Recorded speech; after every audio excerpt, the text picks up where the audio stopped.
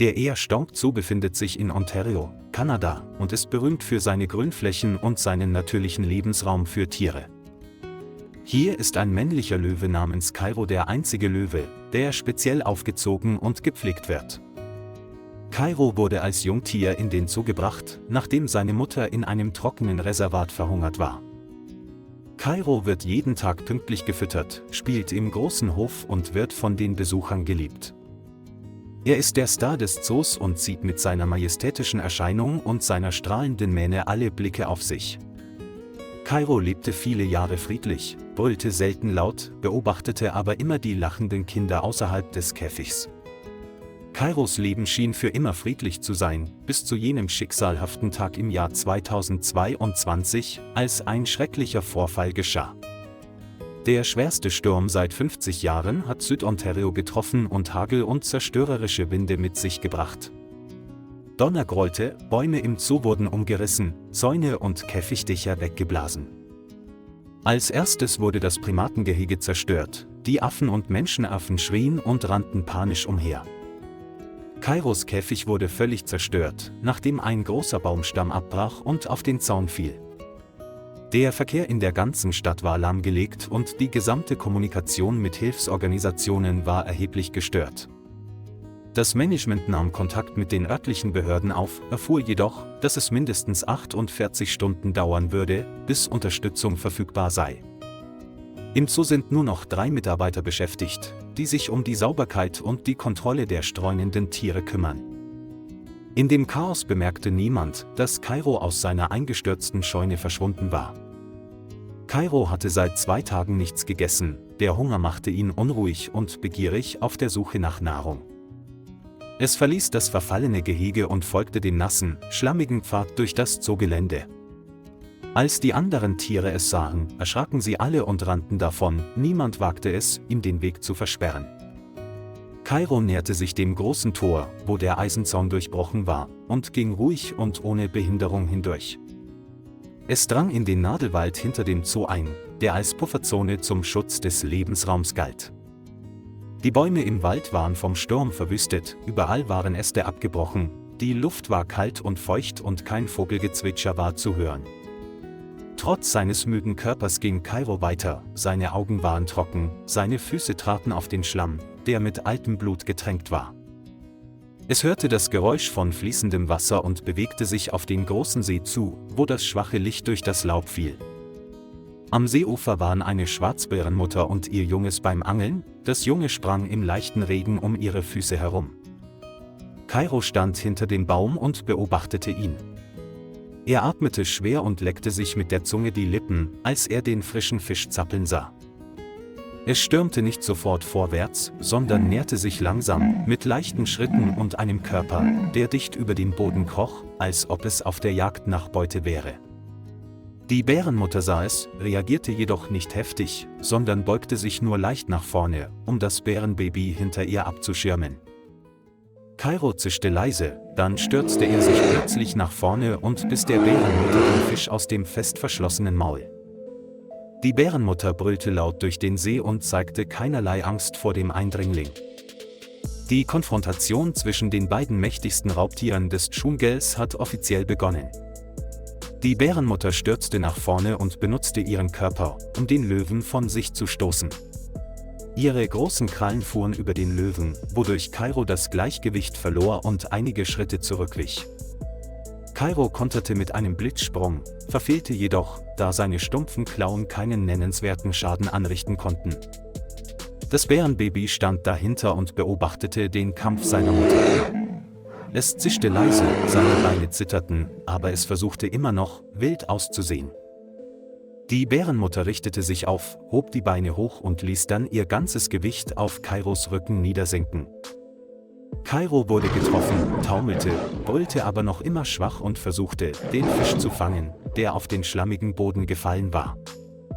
Die Bärenmutter wich nicht zurück, sondern schlug weiter mit ihren Krallen nach dem Gesicht des Löwen, wobei ihre scharfen Nägel die Haut auf seiner Wange zerkratzten. Blut begann zu fließen und tropfte auf den kalten Boden, doch Kairo versuchte immer noch, sich zu wehren, da sein Instinkt die Oberhand gewann. Da Kairo noch nie in der Wildnis gekämpft hatte, waren seine Reaktionen langsam und seine Angriffe ungeschickt und wirkungslos. Ein heftiger Schlag unter dem Kiefer ließ Kairo zu Boden fallen, seine Augen waren vor Schock glasig.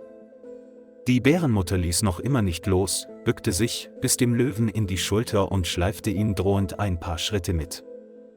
Kairo schrie verzweifelt und wehrte sich, doch die Wunde wurde dadurch nur größer, und rotes Blut befleckte seine linke Schulter. Das Junge stürmte vorwärts und umtanzte Kairo in einem seltsamen Tanz, erfreut und zugleich misstrauisch gegenüber Widerstand.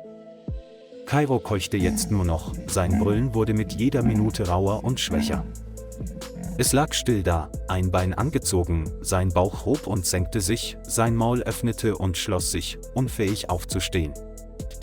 Die Bärenmutter merkte, dass ihre Gegnerin erschöpft war, schnappte sich den Fisch erneut und zog sich mit ihrem Jungen vorsichtig zurück.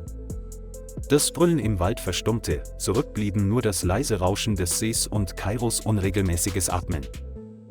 Sein riesiger Körper lag regungslos da, umgeben von Schlamm, Blut und den Fußspuren eines kürzlich verstorbenen Bären. Ein schwarzer Vogel stürzte sich in Ufernähe herab und ließ sich auf einem trockenen Ast nieder, als wolle er Unglück verkünden. Kairo lag stundenlang mit geschlossenen Augen da, scheinbar tot in der kalten Wildnis.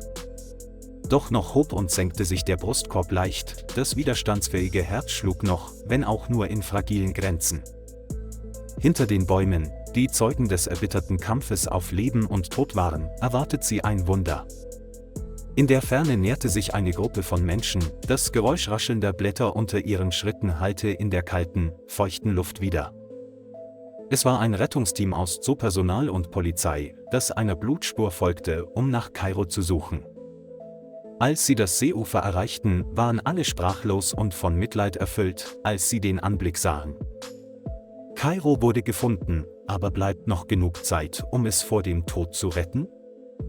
2 Tierpfleger eilten zu Kairo und überprüften seinen Puls und seine körperlichen Reaktionen. Sie stellten fest, dass es noch lebte, aber sehr schwach war und so schnell wie möglich in die Notaufnahme gebracht werden musste. Die Polizei half dabei, Wache zu halten und hielt Waffen bereit, falls die Bärenmutter unerwartet zurückkehren sollte. Sie breiteten eine große Plane aus und legten den Körper des Löwen vorsichtig darauf, wobei sie jede Bewegung sorgfältig koordinierten. Kairo wehrte sich kaum, stöhnte nur leise und öffnete langsam die Augen, als spüre er Hilfe.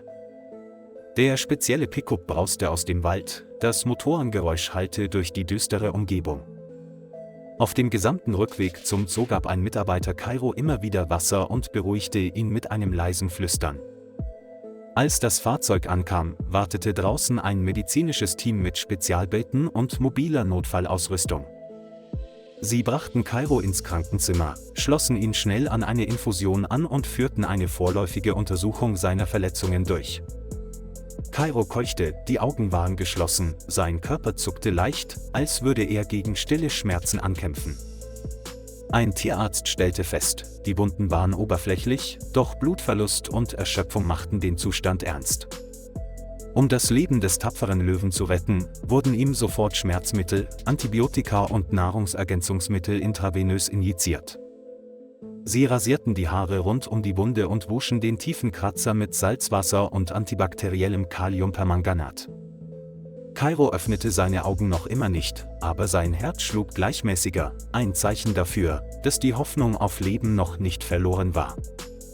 Medizinische Teams arbeiteten die ganze Nacht durch und versuchten, den legendären Überlebenskünstler des Zoos zu retten. Am nächsten Morgen wachte Kairo auf und leckte langsam Wasser aus der silbernen Schüssel, die neben seinem Krankenhausbett stand. Der Tierarzt wechselte den Verband und massierte ihn sanft, um die Durchblutung in Bereichen mit wenig Bewegung zu verbessern. Kairo brüllte nicht mehr wie zuvor, sondern lag einfach nur still da, und in seinen Augen lag stille Dankbarkeit gegenüber denen, die ihn gerettet hatten.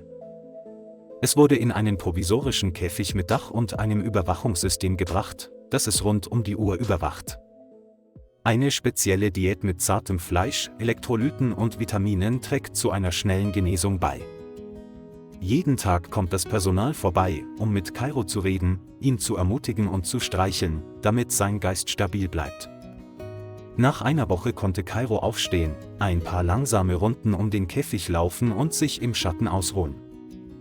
Kairos Foto verbreitete sich in den sozialen Netzwerken und wurde tausendfach geteilt und kommentiert. Immer mehr Besucher kamen, um den Helden zu sehen, der den Sturm in diesem Jahr überlebte. Kairos Überlebenskampf ist in ganz Ontario zu einem Symbol der Hoffnung und des Mutes geworden. Der Air Stongzo hält eine Krisensitzung mit den Behörden ab, um die Gestaltung des gesamten Wildtiergeheges neu zu bewerten. Es entstand der Plan, ein neues halbwildes Gebiet für Raubtiere zu schaffen, die ihren Überlebensinstinkt bewahren müssen. Kairo wird der erste Bewohner sein, der in dieses Gebiet gebracht wird, nachdem er sich körperlich und geistig vollständig erholt hat. Das Projekt wird von der Bevölkerung vor Ort unterstützt und auch viele Naturschutzorganisationen haben finanzielle Unterstützung und fachliche Unterstützung zugesagt. Auf einem Schild vor Kairos altem Käfig steht: Großartiger Überlebender des Sturms von 2022. Kairos Geschichte wird im Kinderunterricht über Tierliebe und Naturschutz nacherzählt. Ein Gemälde von Kairo, der angesichts eines Sturms seine Mähne ausbreitet, hängt stolz am Haupteingang des Zoos. Jetzt erinnert jeder Schritt die Menschen an ihre Widerstandsfähigkeit und Überlebenskraft.